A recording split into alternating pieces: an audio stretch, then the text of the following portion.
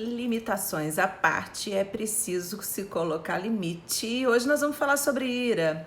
Nós vamos falar sobre esse sentimento, sobre essa emoção chamada raiva, que muitas vezes tira, sim, a nossa paz, a paz e principalmente invade o limite do outro. Bom dia para você que está aqui comigo, bom dia para você que vai me ouvir aí durante o dia, boa tarde, boa noite para você que está chegando.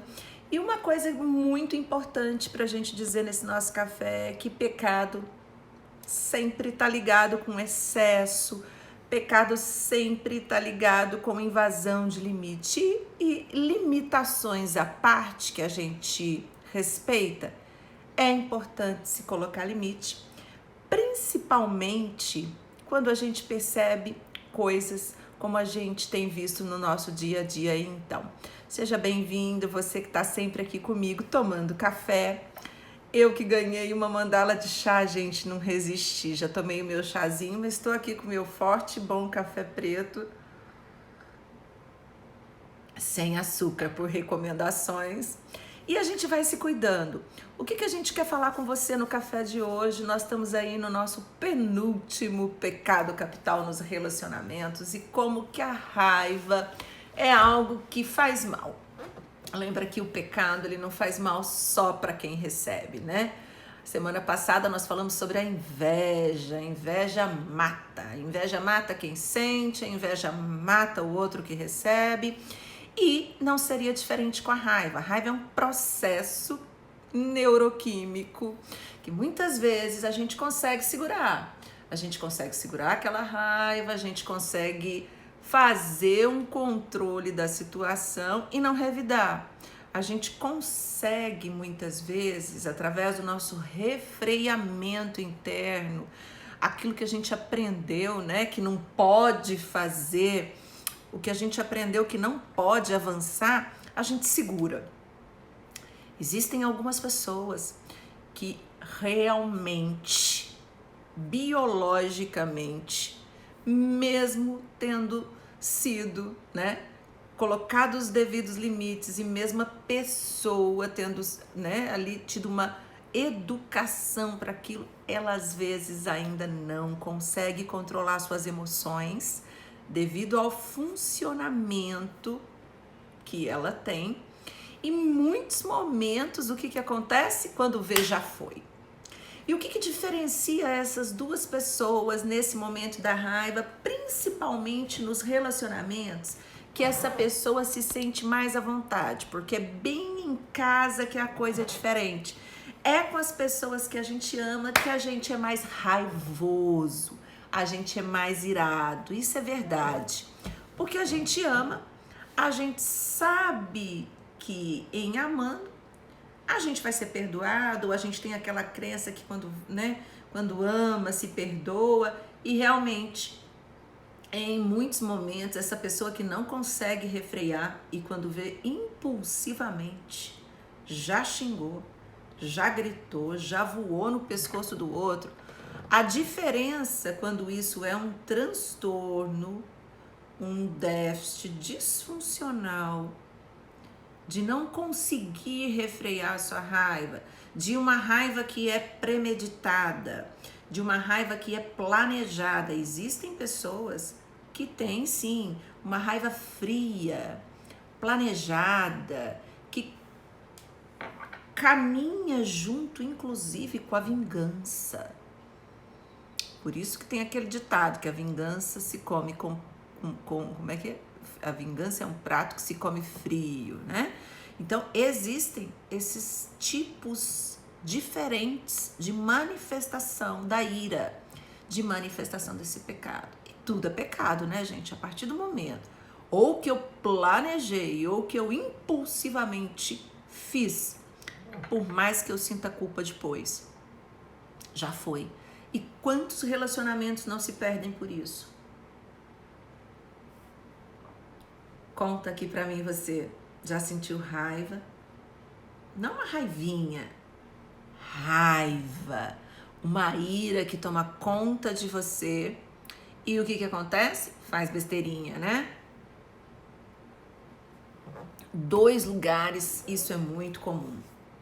família e trânsito, gente. Eu nem sei qual que é melhor ou qual que é pior, mas as questões, né, emocionais estão sempre ligadas às nossas memórias afetivas, o afeto positivo ou o afeto negativo. Geralmente, quando diz respeito de um sentimento aonde eu prejudico o outro, eu tenho uma justificativa para quem está fazendo, que parece que sempre o outro vai ter que perdoar, mas não é sempre assim. Existe um limite muito importante.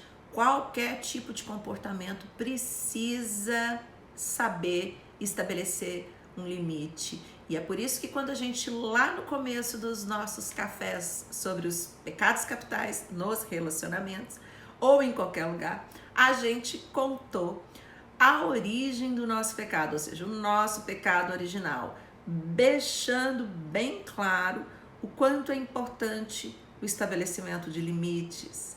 Até aqui você pode ir, ali você não vai mais. Até aqui eu tô com você. Se você passar daqui, né, se você come esse fruto, você então perde o paraíso. Você é obrigado a caminhar com o seu conhecimento, você é obrigado a caminhar com aquilo que de verdade você quis morder.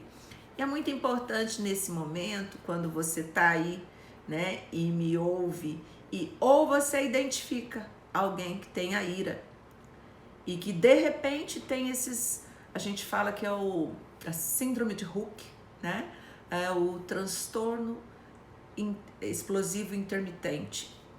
Essa pessoa sofre, essa pessoa faz sofrer, e o que diferencia ela dessa raiva fria é que logo após essa explosão que ela teve de ira, gente, seja no trânsito, seja num relacionamento amoroso, seja com os filhos em casa, tanto homem quanto mulheres podem ter, é que vem uma culpa enorme, mas ela não conseguiu controlar. Existe um circuito de controle, existe um aprendizado que refreia isso, e a pessoa pode sim, através de mudanças comportamentais, mudanças de crenças, e de um entendimento e de um trabalho, de um treinamento, né, que é quase um adestramento, a pessoa pode sim, se ela quiser, e se ela perceber que esses comportamentos geram sim perdas, geram quebras de contrato, eu digo, né? Porque quem é que aguenta aquela pessoa que tem um humor ruim e que ali, no calor de uma dificuldade, eu não vou nem dizer de uma discussão, no calor de uma dificuldade, geralmente essas pessoas, elas têm uma grande dificuldade de frustração. Então, aonde começou isso? Lembra que isso são circuitos que existem no nosso cérebro. Todas as nossas emoções, elas são entrelaçadas de forma biológica com a nossa genética fisiológica e a nossa psique. Atrelado a isso, modelos que nós vamos aprendendo na nossa vida. Então, aí o nosso temperamento, que é mais forte, mais agressivo, ou mais passivo, mais estável, mais reprimido, se manifesta. E ao longo do tempo, pessoas vão construindo aí as suas cercas, vão construindo os seus limites, que a gente chama de identidade. E a gente chama de personalidade. E é claro que existem personalidades, gente, que explodem, que brigam, que não vem problema não. O problema tá no outro. O problema tá no outro, o outro me provocou, o outro me cortou no trânsito, você não fez o que nós havíamos combinado, você não me agradou, então eu tenho todo o direito, né, de estar assim, magoado, chateado ou irado com você. Então, existem algumas personalidades, alguns traços de personalidades, geralmente, que acreditam e que trazem total justificativa para manterem os seus comportamentos, e muitos deles não vão mudar os seus comportamentos, Alguns deles sentem muita culpa. Geralmente são pessoas instáveis emocionalmente ou pela sua criação, né? Então, nesse caso, o ambiente, a educação vai sim ter muito a dizer.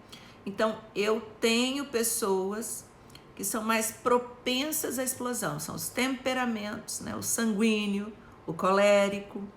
E eu tenho pessoas, né, como o fleumático, que tem uma tendência a sofrer por dentro. Então, como eu disse ontem, a raiva, ela é uma emoção que de alguma forma ela sai. Ela pode sair menos, ela pode sair mais, mas ela sai. E essa emoção, ela tem que ter um cuidado enorme aonde você deixa ela sair. Porque ela pode sim desaguar para dentro de você e causar males terríveis, né? É aonde você, depois da raiva, existem estudos que nos mostram sobre as substâncias que são liberadas no nosso organismo a partir dessas emoções. E assim como a atividade física, o abraço, liberam substâncias, né?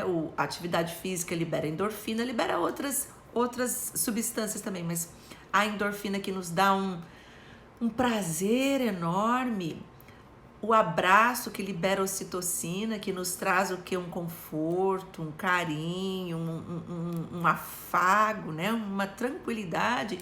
Existem substâncias que liberam no nosso organismo, fisicamente falando, substâncias tóxicas e que realmente vão nos trazer o quê? Dor de estômago, dor de cabeça. Você já viu pessoas que depois de um ataque de raiva, como é que elas ficam? Com dor de cabeça, aí chora, fica todo constipado, fica com dor de barriga, e aí fala, eu comi alguma coisa que fez mal, e toma remédio para o estômago, e toma remédio para azia, toma remédio para gastrite, e daqui a pouco isso virou uma úlcera.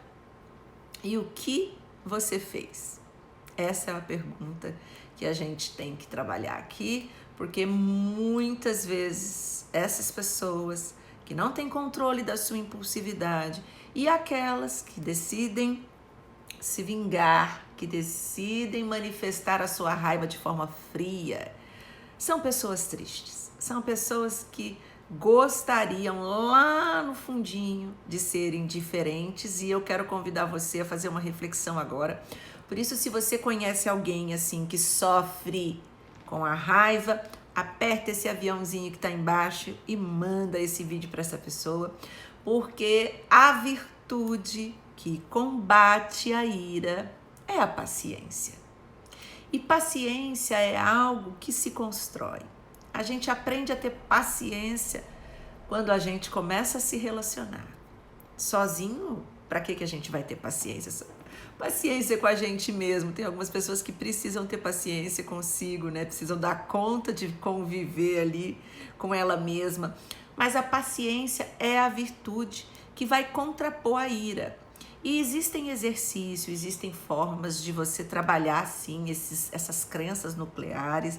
E você precisa entender que lá, logo de pequenininho, quando você percebe que a criança é mais sanguínea, é mais colérica, ou seja, ela tem um temperamento mais quente, um temperamento mais alterado, mais esquentado, é muito importante botar essa criança em contato com a terra, em contato com a água, em contato com elementos que vão balancear esse temperamento e vão também fazer com que essa criança aprenda novos comportamentos. E, gente, como é que a gente aprende a ser mais calmo?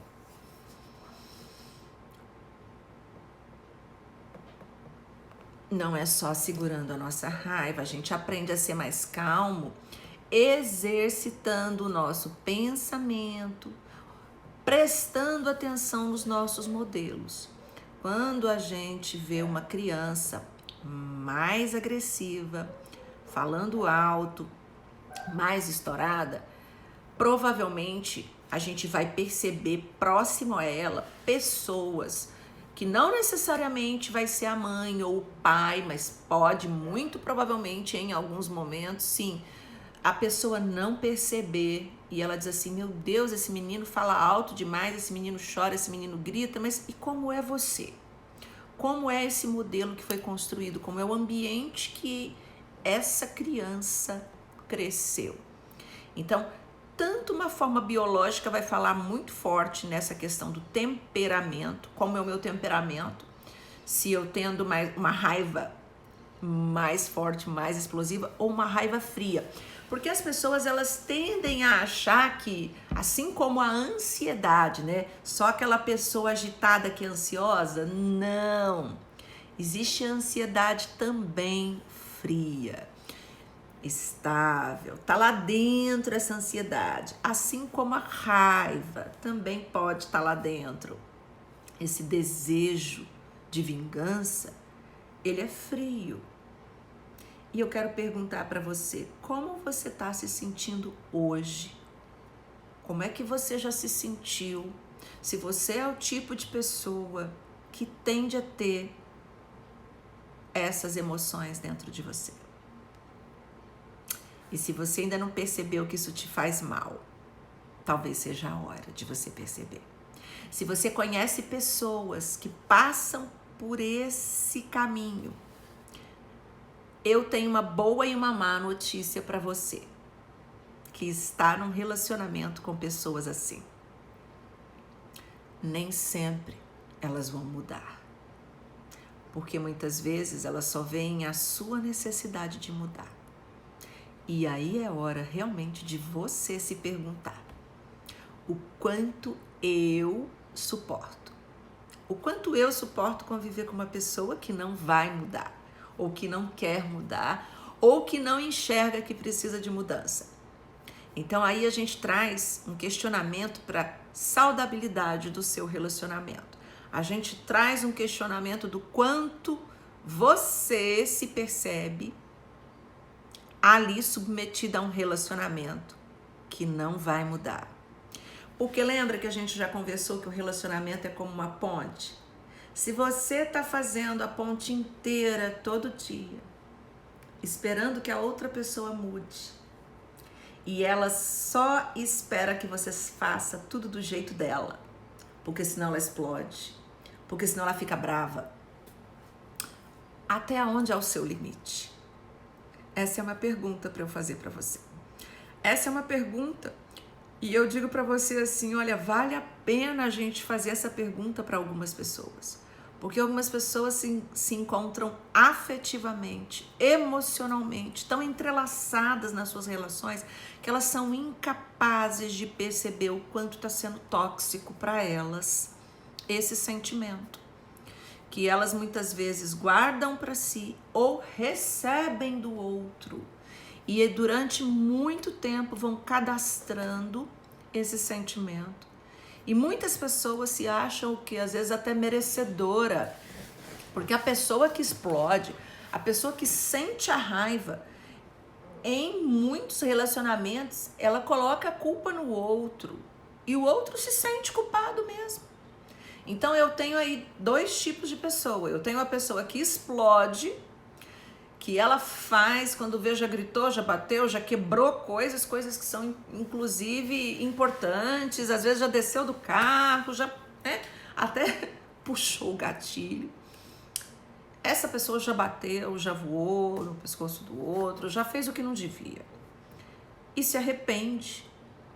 E eu tenho aquela pessoa que faz isso, até às vezes em escala menor fisicamente, mas psicologicamente ela causa um estrago enorme na mente das pessoas que estão convivendo. E tanto eu tenho a pessoa que sente uma culpa muito grande por ter explodido, por ter falado o que falou, por ter batido, brigado, violentado, quanto eu tenho aqui do outro lado uma pessoa que não sente culpa nenhuma em fazer o que fez. E que ainda, às vezes, em muitos momentos, coloca a culpa no outro. Que o outro mereceu apanhar, que o outro mereceu ser xingado, que o outro mereceu aquele pronunciamento verbal, porque a violência e a ira, ela não é só física, ela não quebra só objetos, né? ela não é só no trânsito onde eu vou lá e estrago no ambiente, estrago o carro do outro. Não. Existe a ira que, através das palavras, elas realmente destroem pessoas pelo verbal. Então, aquilo que eu falo, aquilo que eu comunico, o tom que eu falo. Então, existem realmente pessoas e pessoas nos relacionamentos e as motivações.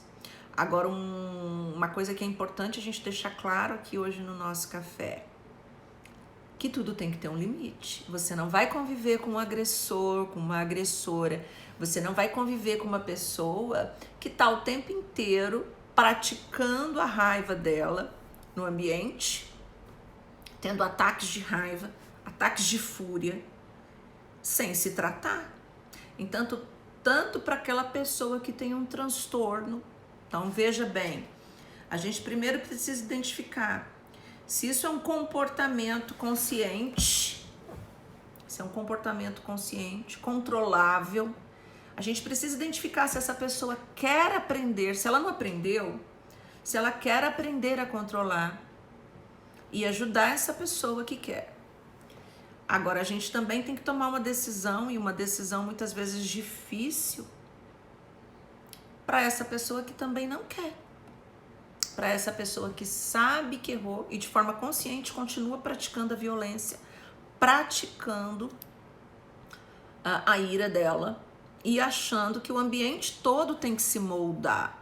Então é aquela pessoa muito instável que você pisa em ovos e que ela espera que todo o ambiente corresponda a ela. Geralmente são os transtornos narcisistas. E os narcisistas, as narcisistas, muito provavelmente não vão mudar. E como é você estar num relacionamento assim? Onde a pessoa espera que você se molde o tempo inteiro. E em muitos momentos, existem ambientes que se moldam. Em muitos momentos, está todo mundo ali para ele ou para ela. Está todo mundo à disposição, todo mundo fica esperando, porque em algum momento essa pessoa pode ser alterada. Então todo mundo tem medo dessa pessoa no ambiente e cumpre rigorosamente aquilo que ela determina. Então, enquanto tudo funciona como essa pessoa quer, as coisas estão seguras. E como as pessoas têm medo dessa ruptura de segurança, elas vão fazendo tudo aquilo que essa pessoa quer. Até quando você aguenta conviver num relacionamento assim?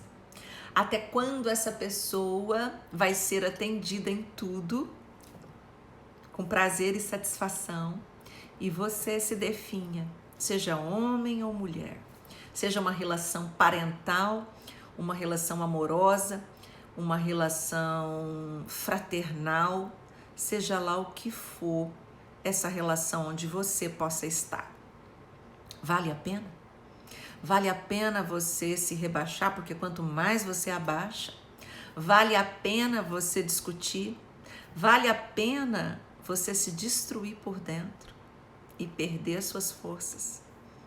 E é aí onde o pecado da ira destrói muitas famílias, muitos relacionamentos amorosos, muitas equipes. Existem líderes que aí a gente pode até se questionar, será que é líder? Porque o líder verdadeiro, ele tem ataques de fúria. Existem pessoas geniais, pessoas inteligentíssimas, e aqui eu volto a dizer para você, não queira que a inteligência e a genialidade dê conta de tudo. Não queira que pessoas muito, muito inteligentes saibam tudo, porque às vezes elas não possuem o equilíbrio emocional. Então, pessoas com QI enorme, muitas vezes não têm esse QE. Então, eu tenho um coeficiente de inteligência altíssimo, mas eu não tenho um coeficiente emocional. E existem pessoas que acham que tem. E lembrem-se, Às vezes elas são tão autoritárias, elas são tão firmes, tão agressivas, e até com o olhar, porque a gente fala com o olhar, a gente fala com o tom de voz, a gente fala de uma série de formas, que a gente é coercivo. E as pessoas que convivem à nossa volta podem até nos amar, mas elas vivem com medo, elas vivem se achando menos. E quanto tempo essas relações duram? Por quanto tempo duram com saúde essas relações? Então, se você está numa relação onde você se identifica em algum dos lados, ou precisando de um tratamento para dar conta dessa impulsividade, ou precisando de uma aprendizagem, é sempre momento de você se colocar em marcha. É sempre momento de você agregar coisas positivas na sua relação. A reflexão que eu quero deixar com você aqui agora é que é possível aprender, ou de forma reforçadora ou de forma aversiva. Como é que funciona isso? A gente vai aprender ou com coisas boas, onde a gente reforça ali. E é óbvio, gente, que se a gente fizer isso com a criança, claro que é melhor, mas às vezes a gente não teve a condição de fazer. Na nossa história, a gente foi muito protegido, ou a gente foi negligenciado, que são os dois extremos. E o que acontece? Muitas vezes a gente não aprendeu a segurar aquilo ali.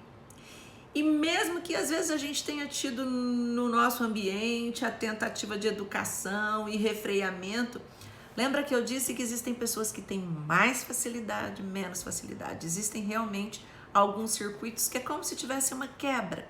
Eles funcionam mal nesse refreamento. Existem substâncias que nos refreiam, existem sistemas de aprendizagem que nos refreiam, e a partir do momento que a gente aprende a fazer esse refreamento na nossa infância, isso se torna muito mais fácil ao longo da nossa vida. É onde a gente não vai avançar na vida do outro, é onde a gente não vai avançar nos nossos ambientes, é onde a gente vai aprender a não avançar dentro da gente, é onde a gente vai aprender a ter uma relação saudável com as nossas emoções. Lembrando aqui que a gente sente. É muito raro uma pessoa que não sente. Muito raro. Então, ter contato com as emoções e não negar essas emoções, né? Muitas pessoas não se permitem sentir raiva.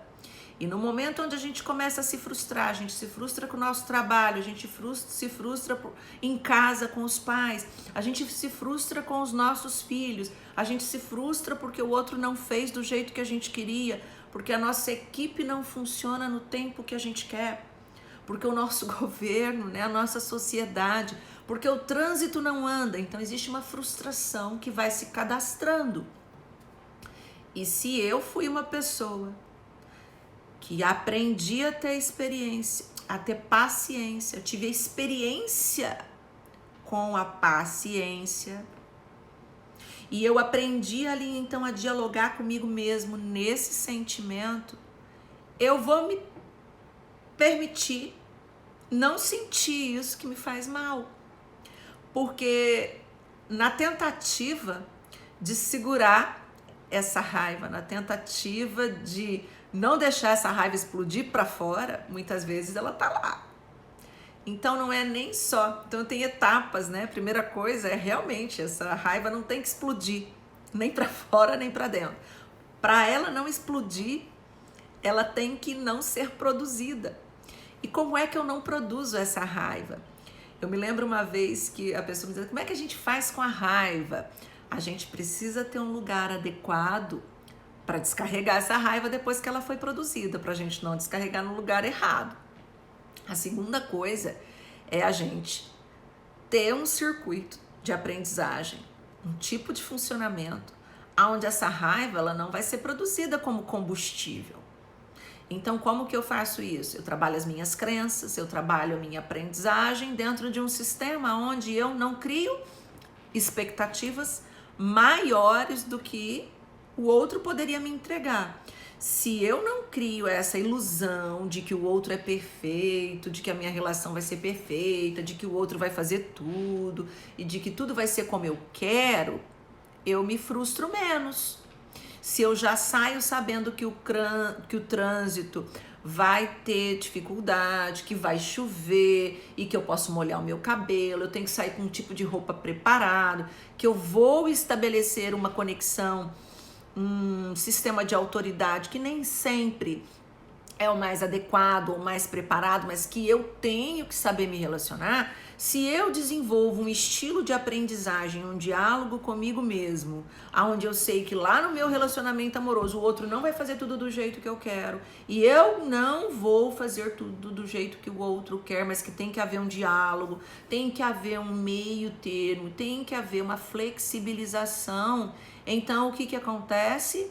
Aí então eu me coloco numa posição de dar e de receber. Eu me coloco numa posição aonde eu estou pronto a aprender e eu me frustro menos. O grande problema das pessoas são as ilusões, né? Por que a gente fica com tanta raiva do poder público que não funciona? Por que a gente fica com tanta raiva da política? Porque a gente às vezes espera um salvador da pátria.